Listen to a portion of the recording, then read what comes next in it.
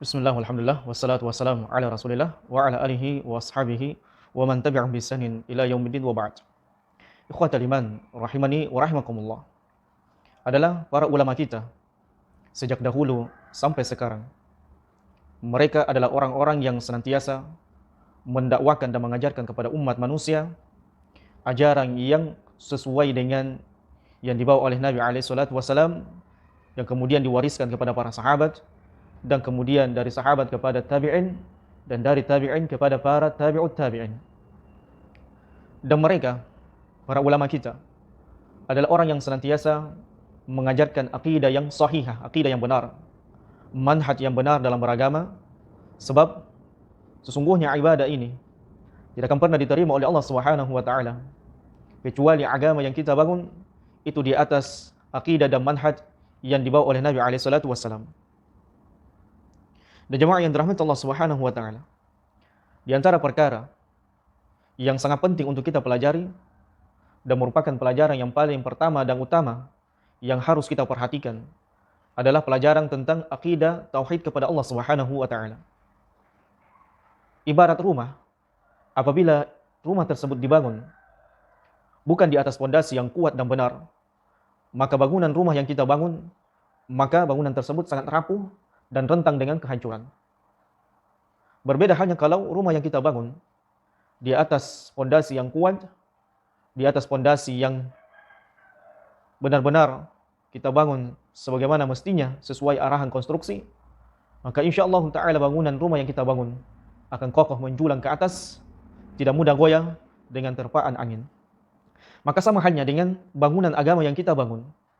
Kalau bangunan agama yang kita bangun ini fondasinya kuat, dasarnya kokoh, maka insyaallah ta'ala kita akan kemudian menjadi hamba yang senantiasa berjalan di atas petunjuk Allah Subhanahu wa taala.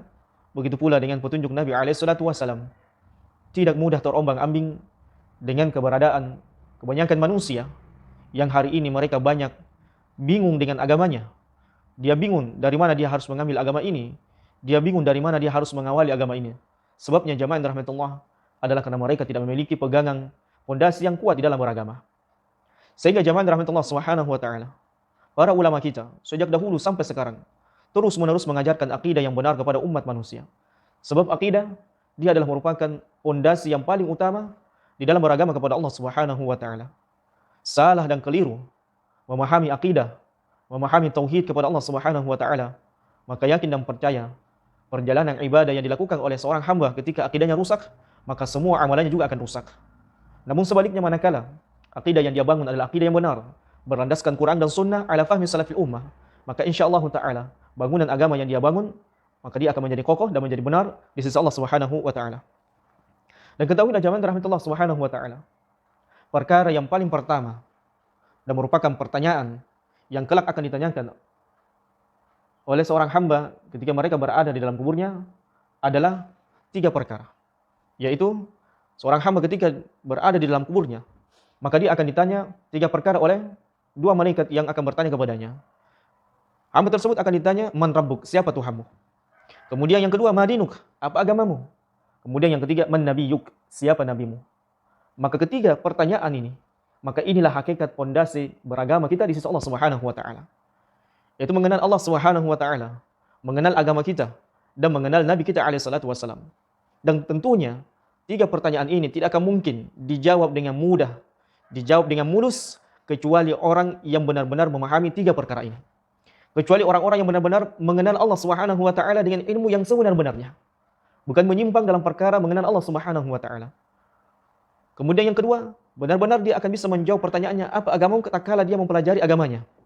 Mempelajari bagaimana syahadat yang benar, bagaimana menegakkan 2 kalimat syahadat, bagaimana melaksanakan salat, bagaimana melaksanakan manasik haji umrah, bagaimana bersedekah sesuai dengan amalan yang dicontohkan oleh Nabi alaihi salatu wasallam.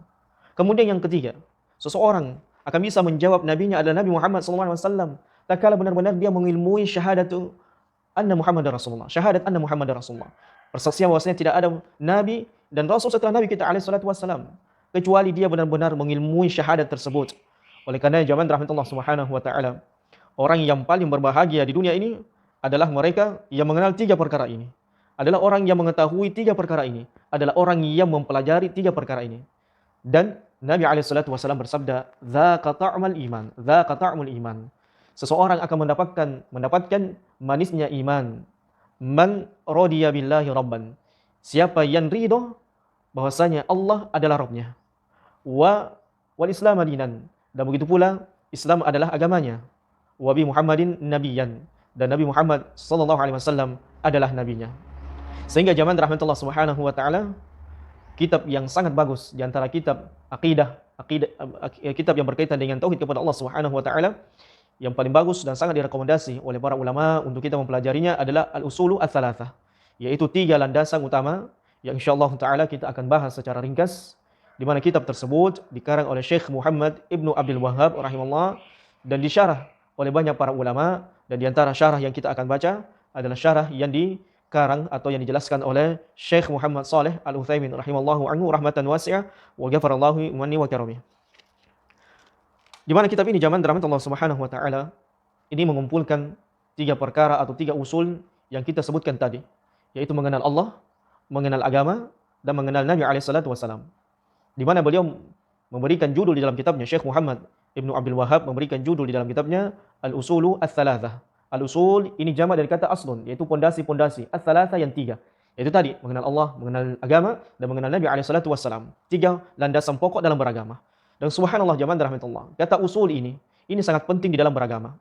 Orang yang tidak memiliki usul, pondasi di dalam beragama dia adalah orang yang paling rapuh dalam beragama. Adalah dia orang yang paling rentang dengan hal-hal kesesatan, syubhat, perkara bid'ah, dan perkara-perkara khurafat yang tidak diajarkan dan diperintahkan oleh Allah Subhanahu wa taala dan nabinya alaihi salatu wassalam. Sehingga zaman rahmatullah Subhanahu wa taala, ketika seseorang baru berhijrah, baru mempelajari agama, maka perkara yang paling pokok dan paling penting yang harus dia benahi, yang harus dia pelajari adalah usul, yaitu pondasi. Dia membangun dulu pondasi sebelum dia membangun perkara-perkara yang lainnya dalam beragama. Jadi sebelum kita melaksanakan sholat 5 waktu, sebelum kita melaksanakan haji dan umrah, maka perbaiki dulu pondasi yang kita buat di dalam beragama. Karena pondasi inilah yang menentukan kuat tidaknya bangunan yang akan kita bangun di atas pondasi tersebut.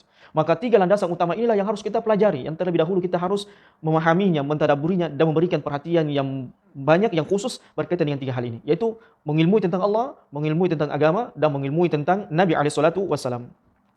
Baik, beliau rahimahullah memulai kitabnya dengan menyebutkan Bismillahirrahmanirrahim.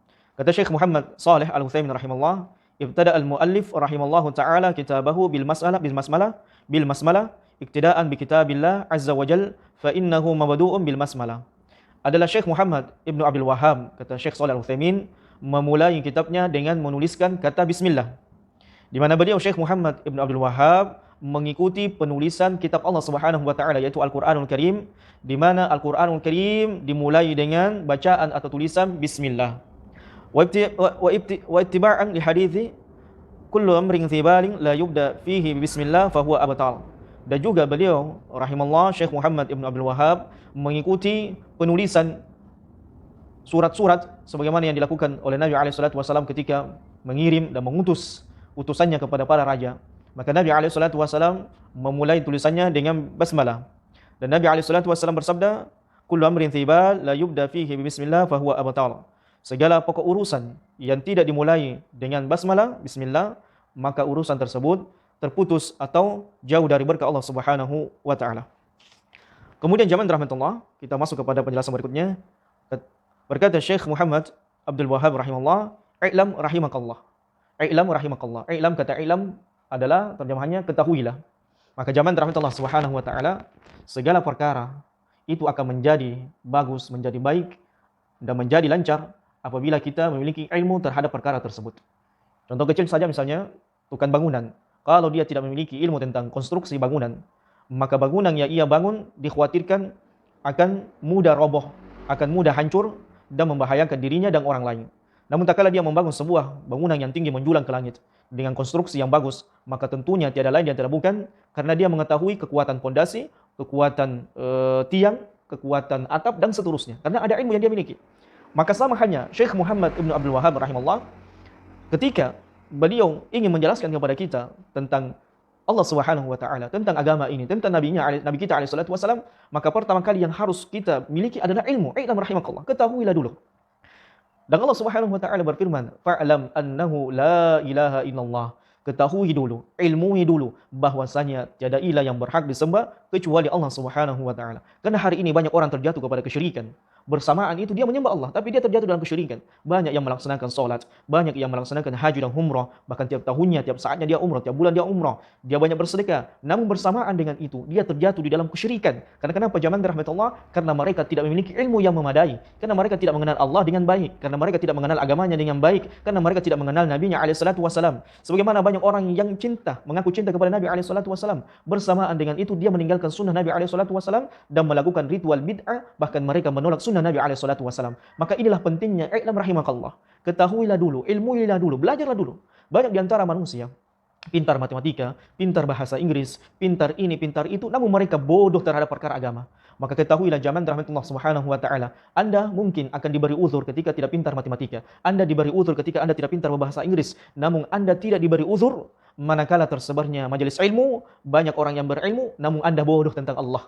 Namun Anda bodoh tentang agama Anda. Namun Anda bodoh dengan Nabi SAW, dengan mengilmui Nabi SAW. Dan Allah Subhanahu wa taala tidak akan pernah mengazab seorang hamba di neraka kecuali telah tegak hujjah baginya, kecuali telah datang kepadanya seorang yang memberikan peringatan, kabar gembira dan seterusnya. Allah Subhanahu wa taala berfirman, "Wa ma kunna mu'adzibina hatta nab'atha rasula." Dan kami tidak mengazab mereka kecuali kami telah mengutus kepada mereka seorang rasul yang menjelaskan tentang perintah-perintah Allah Subhanahu wa taala dan larangan-larangan Allah Subhanahu wa taala. Dan aneh bin ajaib, banyak manusia hari ini tidak memperdulikan agamanya. Mereka cuek dengan agamanya, tidak pernah mau mengenal tentang Allah, tidak mau pernah mengenal tentang agamanya, tidak mau pernah mengenal tentang nabinya alaihi salatu wasalam. Namun dalam perkara dunia, subhanallah, maha suci Allah Subhanahu wa taala, mereka kemudian berani mengeluarkan uang yang banyak, berani kemudian menghabiskan waktu mereka untuk perkara dunia, belajar musik, belajar menyanyi, belajar hal-hal yang tidak bermanfaat untuknya di dunia dan di akhirat. Na'udzubillahi min dzalik. Kita berlindung kepada Allah Subhanahu wa taala dari hal-hal yang tidak bermanfaat di sisi Allah Subhanahu wa taala. Maka beliau mengatakan, "I'lam rahimakallah." Ketahuilah rahimakallah, semoga Allah Subhanahu wa taala merahmatimu. Ini juga merupakan di antara adab seorang muslim dengan muslim yang lainnya adalah bagaimana dia berlaku lemah lembut. Adalah bagaimana dia senantiasa mendoakan saudaranya yang belum mendapatkan hidayah. Dan hari ini banyak orang mengatakan jangan ikut kepada orang yang menganut Wahabi, ajaran Wahabi. Kamu nanti akan menjadi ekstrim, menjadi radikal, menjadi seperti ini dan seperti itu. Padahal subhanallah, sekiranya mereka manusia yang selama ini memojokkan, menyudutkan, menghina, mencaci, memaki Syekh Muhammad Abdul Wahab yang merupakan orang yang memperbaharui keadaan umat dengan kitab-kitabnya, dengan dakwah-dakwah beliau mendakwakan tauhid, mengajak manusia kepada sunnah Nabi alaihi salatu wasallam, maka sungguh mereka akan tidak berani menyebutkan seperti itu. Karena subhanallah, hampir semua tulisan-tulisan Syekh Muhammad Ibnu Abdul Wahab itu senantiasa disebutkan ya ilam rahimakallah, doa kepada umat ini. Dan ketahuilah jamaah rahmatullah subhanahu wa ta'ala, tidak ada manusia yang paling menginginkan umat ini mendapatkan hidayah sunnah di atas tauhid, di atas ajaran yang benar, kecuali orang-orang yang berjalan di atas manhaj yang salaf. Di atas manhaj salaf ini. Tidak ada orang yang paling menyayangi umat ini kecuali ahli sunnah wal jamaah, kecuali salafiyun. Kecuali orang-orang yang digelari manusia sebagai wahabi, pengikut wahabi. Na'udzubillahi min dzalik. Mereka adalah orang-orang yang senantiasa mengajarkan kepada umat bagaimana akidah yang benar, bagaimana manhaj yang benar, bagaimana mengikuti sunnah Nabi alaihi wasallam. Untuk apa? Agar mereka selamat di dunia ini dan selamat di akhirat. Maka lihat zaman rahmatullah, ajaran-ajaran yang menyimpang yang lainnya. Ajaran-ajaran yang jauh dari sunnah Nabi SAW, ajaran yang jauh dari akidah yang benar. Banyak di antara kaum muslimin yang masih sholat, bersedekah, berhijab, berpenampilan kaum muslimin. Namun bersamaan dengan itu, mereka melakukan induknya dosa, yaitu kesyirikan, menyembah dan berdoa di kuburan atau di tempat-tempat keramat yang lainnya. Na'udzubillahi min dzalik. Dari mana? Karena mereka salah mengikuti dai-dai, salah mengikuti ustaz-ustaz, kiai-kiai, syekh-syekh, wali-wali, dan seterusnya yang menyimpang di dalam perkara akidah dan manhaj dan beribadah kepada Allah Subhanahu wa ta'ala. Beliau rahimahullah mengatakan, ya annahu yajibu alaina ta'allumu arba'i masail. Ketahuilah jamaah rahmatullah, wajib bagi kita untuk mengilmui 4 perkara. Subhanallah. Inilah kecerdasan dan kejelian para ulama. Bahwasanya di antara perkara yang wajib kita mempelajarinya, yang wajib kita untuk menyempatkan waktu, bahkan menghabiskan waktu untuk mempelajarinya, kemudian mendalaminya, mentadabburinya, ada 4 perkara. Ada 4 perkara jamaah rahmatullah. Al-ula al-ilmu wa huwa ma'rifatullah. Yang pertama adalah ilmu tentang mengenal Allah Subhanahu wa taala. Kemudian yang kedua adalah wa ma'rifatu nabi, mengenal nabinya alaihi salatu wasallam. Apa saja hak dan kewajiban seorang muslim terhadap Nabi alaihi salatu wasallam. Kemudian yang kedua wa ma'rifatu dinil Islam, kemudian mengenal agama Islam, mempelajari agama Islam, harus mempelajarinya. Bagaimana salat, bagaimana haji, bagaimana umrah, bagaimana berpuasa, bagaimana mengeluarkan zakat harta dan zakat fitri dan seterusnya, harus dengan ilmu bil adillah. Dan mengenal semuanya ini, mengenal Allah, mengenal Islam dan mengenal Nabi-Nya alaihi salatu wasallam bil adillah, dengan dalil-dalil yang sahih dari Quran dan sunnah ala fahmi salafil ummah. Jadi agama ini kita mengenal Allah bukan tanpa dalil. Kita mengenal agama kita bukan tanpa dalil, dan kita mengenal Nabi kita alaihi salatu wasallam bukan tanpa dalil. Kita mengenal Allah Subhanahu wa taala, mengenal agama ini dan mengenal Nabi alaihi salatu wasallam dengan dalil, harus dengan ujjah. Qul hatu burhanakum in kuntum shadiqin. Kalau ada orang yang berbicara tentang agama, namun kita ragukan apa yang kita katakan, maka katakan kepada orang tersebut, qul hatu burhanakum in kuntum shadiqin. Datangkan kepadaku hujjah, burhan, penjelasan, dalil apabila benar-benar kalian orang-orang benar dalam berkata dan beramal. Kemudian yang kedua adalah ats-tsaniyah al-'amalu bih. Setelah kita mengilmui, maka lanjut kepada perkara yang kedua, yang itu mengamalkan ilmu tersebut. Kemudian ats-tsalitsah, yang ketiga adalah ad-da'watu ilaihi. Kemudian setelah kita berilmu, beramal, berdakwah. Karena banyak manusia pada zaman ini yang dilakoni oleh orang-orang sufi, hari ini hijrah, besoknya jadi pendai. Hari ini tobat dari preman, besok jadi dai. Ini musibah di atas musibah. Dan banyak kita jumpai orang-orang yang tidak memiliki ilmu, yang kemudian baru beribadah kepada Allah Subhanahu wa taala, baru mengenal salat, berani berbicara tentang salat. Yang hari ini banyak orang kita melihat mantan preman, mantan pemabuk, mantan penjudi, yang besok harinya dia hijrah, kemudian dia berani berdakwah, menyampaikan agama, menyampaikan tauhid, menyampaikan agama Islam. Na'udzubillahi min dzalik. Maka ini seperti orang buta menuntun orang buta, maka tidak lain dan tidak bukan kehancuran yang mereka dapatkan. Na'udzubillahi min dzalik. Maka kita akan jelaskan satu persatu. Kemudian yang keempat, as-sabru 'alal adza fihi. Kemudian setelah kita berilmu, beramal, berdakwah, maka konsekuensinya adalah harus bersabar di atas perkara tersebut. Sebab akidah ini, bahwasanya agama ini memiliki musuh. Dan apabila kita mendakwakan tauhid, maka yang akan menjadi musuh kita, menjadi penghalang kita adalah para pelaku kesyirikan. Apabila kita mendakwakan sunnah, maka yang akan menjadi musuh kita adalah para pelaku bid'ah, para pelaku amalan-amalan yang tidak ada tuntunannya dari Nabi alaihi salatu wasallam. Dan apabila kita mendakwakan agama Islam ini, maka yang akan menjadi musuh kita, apabila kita mendakwakan ketaatan kepada Allah Subhanahu wa taala, maka yang akan menghalangi kita dan menjadi musuh kita adalah mereka yang banyak bermaksiat kepada Allah Subhanaah wa taala. Tiada lain dan tidak bukan adalah Yahudi dan Nasara dan orang-orang yang bejat, orang-orang munafik di dalam agama Allah Subhanahu wa taala. Insyaallah taala kita akan bahas poin demi poin di dalam kitab ini, dan jangan sampai ketinggalan dari pembahasan yang sangat bermanfaat ini. Barakallahu fikum, subhanakallahumma wa bihamdika, asyhadu an la ilaha illa anta astaghfiruka wa atubu ilaik, wa akhiru da'wana alhamdulillahi rabbil alamin. Wassalamualaikum warahmatullahi wabarakatuh.